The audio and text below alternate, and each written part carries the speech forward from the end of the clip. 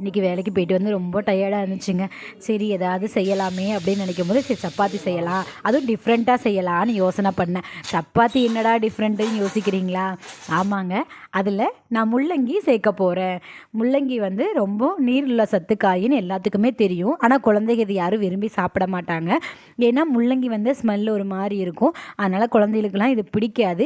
இப்படி ஏமாற்றி செஞ்சு கொடுத்து பாருங்கள், சூப்பராக சாப்பிடுவாங்க.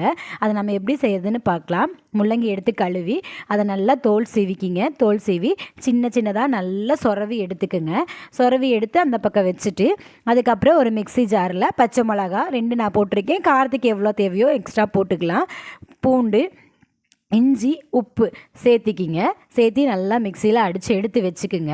அதுக்கப்புறம் அடுப்பு பற்ற வச்சு வடைச்சட்டி வச்சுக்குங்க. நம்ம எண்ணெய் ஊற்றிக்கலாம். எண்ணெய் ஊற்றி கொஞ்சம் கடுகு போட்டு கடுகு நல்லா பொரிஞ்சதுக்கப்புறம் நம்ம வந்து சொரவி வச்சுருக்கோம் இல்லையா, அந்த காயை எடுத்து நல்லா போட்டு வதக்கிக்கணும். நம்ம தண்ணியெல்லாம் எதுவுமே ஊற்ற வேண்டியதில்லை.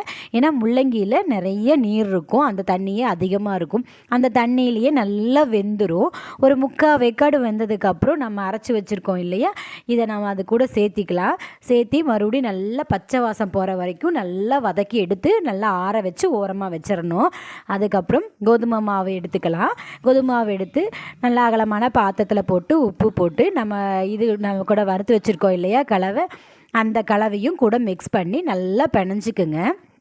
நல்லா நைஸாக சாஃப்டாக வர அளவுக்கு பிணைஞ்சிக்குங்க. சூப்பராக இருக்கும். பிணையும் போது நம்மளுக்கு அந்த கஷ்டமெல்லாம் தெரியாது. நம்ம ஒரு மாதிரி ஸ்மெல்லெல்லாம் வராது, அவ்வளோ டேஸ்ட்டாக இருக்கும். அப்புறம் பிணைஞ்சு முடிச்சதுக்கப்புறம் சப்பாத்திக்கு லைட்டாக எப்போவுமே கொஞ்சமாக நெய் விட்டுக்குங்க. நெய் விட்டால் செம்ம டேஸ்ட்டாக இருக்கும், சாஃப்டாக இருக்கும். 4 நாள் கூட வச்சு சாப்பிட்லாம். அவ்வளோ சாஃப்டாகவே இருக்கும், கொஞ்சம் கூட ஹார்டாகவே ஆகாது. அதனால் கொஞ்சம் நெய் ஊற்றி பிணைஞ்சு ஒரு 1/2 அன் ஹவர் மூடி வச்சுட்டு அப்புறம் நம்மளுக்கு உருண்டை தேவையான அளவுக்கு பிடிச்சிக்கலாம். தேய்க்கிறதுக்கும் வந்து நல்லா பதமாக இருக்கும். அந்த மாதிரி சிக்காது, எதுவுமே பண்ணாது, அவ்வளோ நல்லா சாஃப்டாக தேய்க்கிறதுக்கும் வரும். சப்பாத்தி நல்லா தேய்ச்சி உருட்டி எடுத்துட்டு அதுக்கப்புறம் தோசைக்கல்ல போட்டு நம்ம கொடுத்தோம்னா குழந்தைங்க இன்னும் வேணும்னு கேட்டு சாப்பிடுவாங்க.